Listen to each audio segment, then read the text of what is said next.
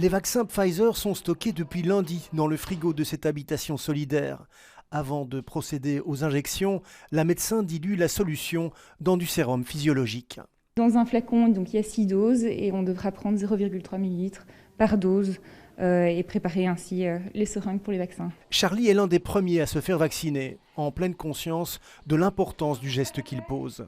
On compte, on y va 1, 2, 3. Je pense que c'est super important pour préserver la santé de chacun ici, sachant qu'il y en a qui ont des pathologies respiratoires beaucoup plus lourdes que la mienne. Tour à tour, les habitants de la résidence Jean Gada passent dans le petit bureau, aménagé selon les règles d'usage. La vaccination était vraiment collective ici. Donc on a les personnes valides et les moins valides, ainsi que les étudiants et le personnel.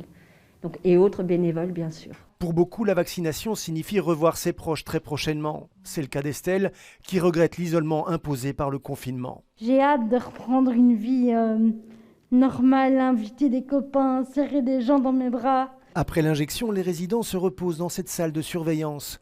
L'occasion d'échanger quelques mots et de se rassurer. En sachant bien sûr que les gestes barrières, on va les garder. On doit observer la personne 15 à 30 minutes parce qu'il y a toujours un risque de choc anaphylactique. Et donc en cas de souci, la médecin peut toujours intervenir et a le kit nécessaire. Pas d'accident à déplorer. 34 personnes ont été vaccinées ici cet après-midi en toute sécurité.